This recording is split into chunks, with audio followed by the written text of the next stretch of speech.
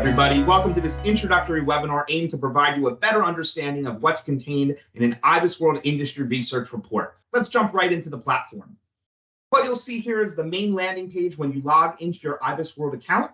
We try to make it as simple as possible to get to the information you're looking for. You'll see two search bars right here where you can plug in keywords, industry titles, even company names to quickly identify an industry report you're looking for. For this presentation, I'll be using candy as an example because who doesn't like candy, right? I just type it in and a bunch of different titles can come up for me that I can jump into. A couple other things on this main landing page that I want to point out before we jump into a title, however, is this bookmarks feature. This allows you to continue to come back to an industry title that you're continuing to work on, or you want to stay abreast of all the latest changes. You simply go to the add bookmark function, type in any of your keywords, and you can mark off whichever titles that you'd like to add to continue to keep an eye on. And finally, you can actually scroll down and see your recently viewed titles as well. So it's easy to hop into a title if you're continuing to come back to the database for an ongoing project. Let's jump into real quickly an overview of the industry reports. Depending on what country you're viewing, you're going to see anywhere from 500 all the way up to 1,300 different industry titles. I really like to highlight here both the granularity of how deep we go into each and every industry, depending on the country, as well as also the way that each title is going to be structured. Every single title is going to follow the same consistent format. So regardless of industry, you're going to be knowing where to find the exact information as you get in and become more comfortable with our database. So as I said, let's use candy as our example. I'm going to type in candy. Candy production comes right up, and we're going to jump into that here. Now, I always like to point out on this left-hand column here, you'll see the same chapters for each and every title, as I mentioned, either 9 or 10 chapters, depending on if you subscribe to segment benchmarking. You can always speak to your CRM about that. And when you collapse each bar, you'll see all of our various sub-chapters that, again, are going to be consistent regardless of which title you're looking at. This page right here is just the About page. Essentially, it provides you an overview of what industry report you're in, other closely related reports. And I always say once you're here and it's the right title, we can jump right into the Industry at a Glance page. And I like to refer to this as a visual table of contents. All of this information within the Industry at a Glance page is going to be explored further within the report. So if you see a statistic or something you want to drill deeper into, you're going to be able to navigate over to that from any of the table contents over here. But it really gives you a nice consolidated version of the title so you can quickly identify what's going on within the space. This executive summary is great as it takes a look at what's been going on in the last 5 years, what's going on in the industry right now, and what's projected to happen in the upcoming 5 years of the industry as well, which you'll see thematically throughout the title. Next, we're going to jump into the industry performance chapter.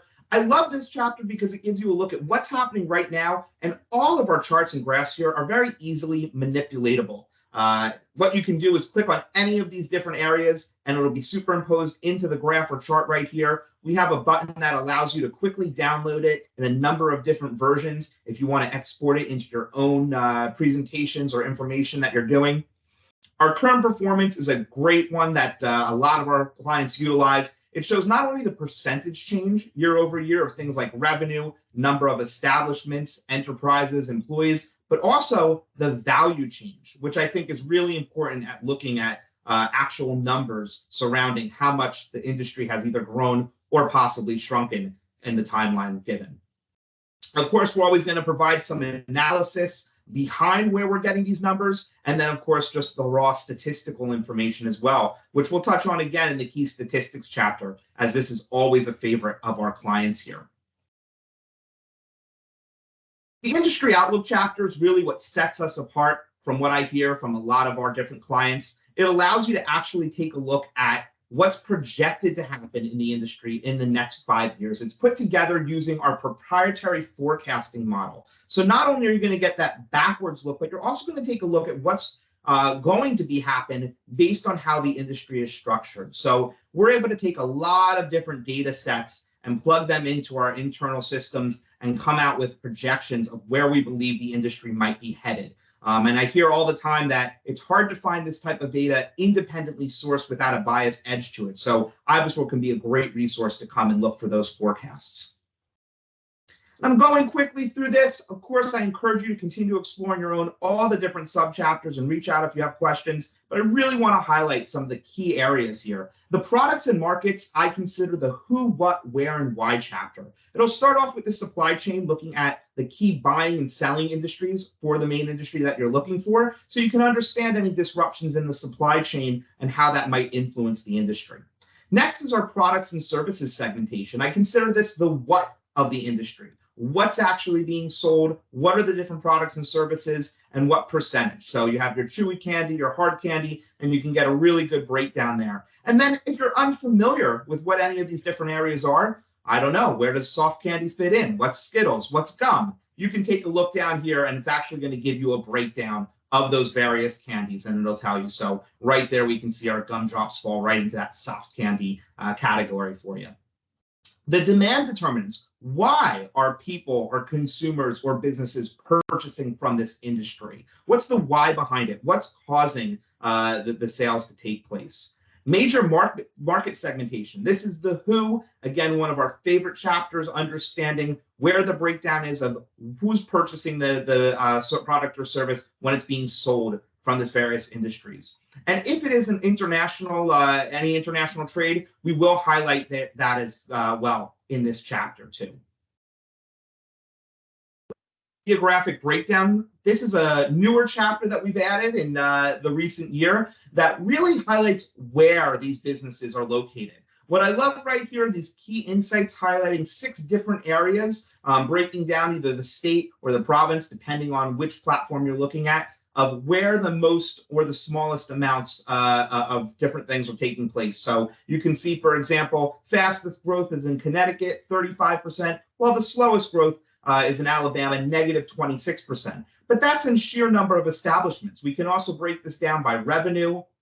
And you can see Illinois sticks out here. Maybe that's Wrigley. I'm not sure. I'd have to read the report a little bit further to know. Employment, and also wages. And you can see how that's going to change from report to report a little bit. So just some different ways to look at our information.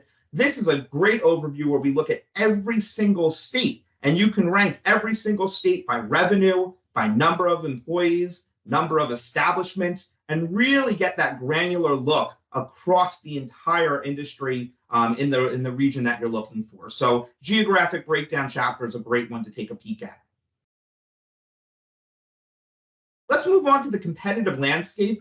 This is another one of my favorite chapters, but there's 2 things I really want to highlight here. One is the key success factors, and this calls out 5 or 6 essential things that a business must be doing in this industry to be successful. So while, of course, part of their success is contingent and based on their industry, here's what operators and business owners can be doing and pushing towards as goals to really optimize their businesses. Of course, depending on your line of work, that could mean different things, but I do like to call out this chapter.